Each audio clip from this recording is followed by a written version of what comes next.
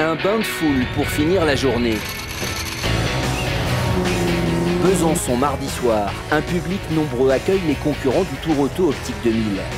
Des badauds qui ont le temps de flâner, alors que pour les équipages et leur assistance, c'est une nouvelle course contre la montre qui commence. Comme le veut le règlement, Pierre et Isabelle n'ont que 2 heures pour remettre en état leur Alfa Romeo Giulietta de 1961. Il faut qu'elle redevienne propre et il faut que tout marche pour demain matin, parce que ça recommence demain matin en fait. Et comme toutes les autres voitures, elle est très vieille, elle a plein de défauts et on est hyper fiers d'elle quand elle va au bout. Contrôle des freins, dépoussiérage, purge des liquides. Pour les aider, il y a Nicolas. Lui aussi fait le tour, à sa façon. On a un roadbook, mais dans le petit camion d'assistance. Donc on est presque avec eux. Eux, ils sont à 2 dans la voiture, nous, on est à 2 dans la petite camionnette, mais c'est très passionnant de les suivre. Et d'entretenir et de voir l'auto qui marche bien. Sur cette Jaguar, c'est l'échappement qui a lâché lors de la première spéciale. Heureusement, Baptiste, le mécano, a pris les choses en main. Pour son pilote, c'est presque une mission de service public. C'est du patrimoine, c'est comme les châteaux, c'est comme les tableaux, c'est comme tout un tas de choses. Il faut que des gens les achètent, il faut qu'ils financent leur entretien.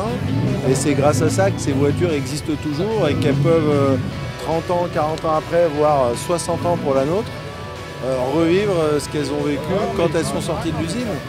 C'est pas du flan, c'est pas de la parade. On fait la même chose avec elles que ce que les pilotes faisaient il y a 60 ans. On les ménage pas plus. La preuve, la voici sur les routes sinueuses de Franche-Comté ce mercredi matin.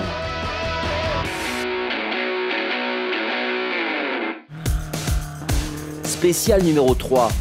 Ça passe pour l'Alfa Romeo et pour la grande majorité des voitures encore en course qui ont pu profiter des magnifiques paysages des contreforts du Jura.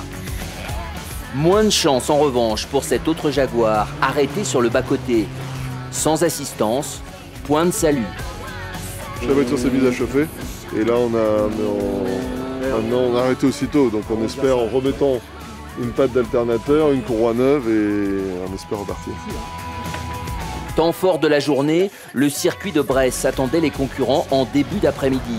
Là encore, les mécaniques allaient être bien sollicités. Mais le Tour Auto Optique 2000 n'est pas qu'une agréable balade à travers la France. C'est aussi un rallye chronométré où chacun cherche à rouler le plus vite possible. Adrénaline garantie, et tant pis si ce soir, il faudra de nouveau mettre les mains dans le moteur.